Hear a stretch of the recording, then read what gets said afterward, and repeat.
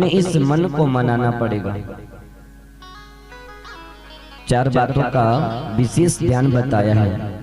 जितासनो जित संगो जित श्वासो जितेन्द्रिय। ये 4 बातें जो है जीवन में उतारनी पड़ेगी यदि भगवान की भक्ति करनी है, भगवान की कथा को सुनना है। जब तक इन 4 बातों को जीवन में जो है नहीं उतारोगे तब तक भगवान की प्राप्ति होने वाली नहीं है। अब हम लोग क्या करते हैं? सुखदेव बाबा तो कह रहे हैं कि सबसे पहले जितासनो, यदि भगवान को पाना है, भगवान की कथा को सुनना है तो आसन सिद्ध करना पड़ेगा, श्वासों पर नियंत्रण रखना पड़ेगा, अच्छे लोगों का संग करना पड़ेगा और इंद्रियां जो हैं उनको अपने बस में करना पड़ेगा। और हम लोग उल्टा करते हैं। बैठने का अभ्यास हम लोग कभी करते नहीं। यदि भगवान का भजन करना हो तो कभी अभ्यास नहीं करते, और यदि कोई फालतू बात किसी भी प्रकार की करनी हो तो 4-4, 5-5 घंटे बिठाए रखे, कोई बात नहीं। यदि बहुत सा समाज इकट्ठा हो जाता है और यदि किसी के बारे में हम चर्चा शुरू कर दें तो रात भी बीत जाती है पर चर्चा सुबह तक खत्म नहीं होती। कहने का मतलब अपना जो जीवन है उस जीवन का जितना भाग हमें भगवान को देना है हम दे नहीं पाते हैं, और जो व्यर्थ की बातें हैं बस उन व्यर्थ की बातों में ही अपने जीवन को गवा रहे हैं। जब आज हम लोगों की ऐसी दशा को भगवान देखते हैं तो भगवान भी दुखी होते हैं। मनुष्य योनि मैंने जो है इन लोगों को दे दिए, अब कर्म करना तो इनका अपना काम है। अब भगवान ने हमें सुंदर शरीर दिया है, इस शरीर का हम इस्तेमाल किस तरह से करेंगे वो तो हम लोगों को करना है। भगवान थोड़ी आकर के बताएंगे कि तुम ये करो। सुंदर हाथ हैं फिर भी इन हाथों का कोई फायदा नहीं उठाते। बोलने के लिए जीवा दी है पर भगवान का नाम नहीं लेते, फालतू जो है जितना मर्जी से बुलाते रहो। यदि ऐसे कहे कि राधे राधे कहो, राम राम कहो तो नहीं, उल्टा ही। यदि किसी की लड़ाई हो जाओ तो 4-4 घंटे माताएं चुप्पी नहीं रहती।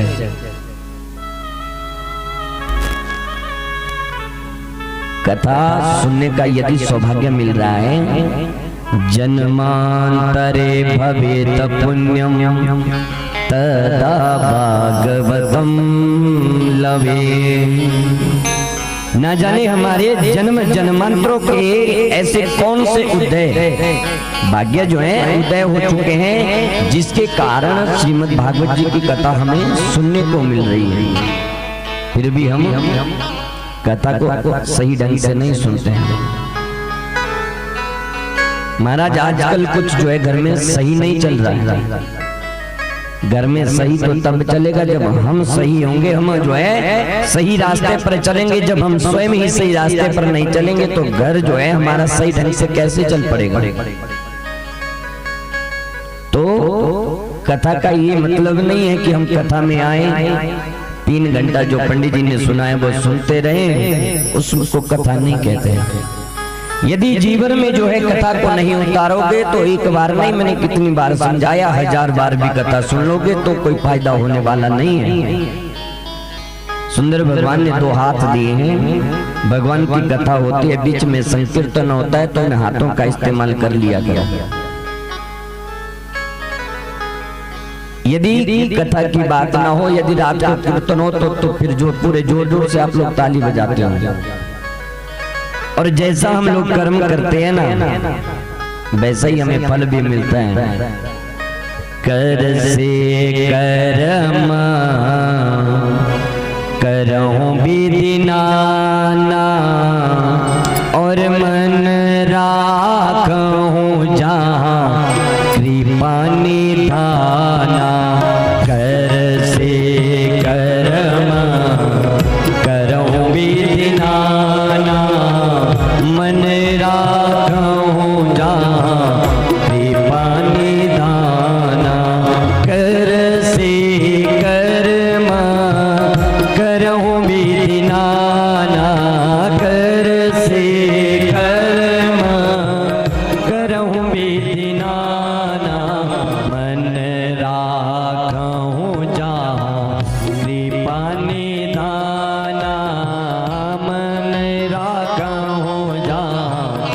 कृपानिधाना कर से कर्म करऊं विधि नाना मन राखूं जा कृपानिधाना। बाबा तुलसीदास क्या कह रहे हैं? कर से कर्म करहूं विधि नाना। कर कहते हैं हाथों को, कि अपने इन हाथों से हम जैसा कर्म करेंगे वैसा ही हमें फल मिलने वाला है। क्योंकि हम लोग जो है कलयुग में पैदा हुए हैं, और कलयुग में क्या है?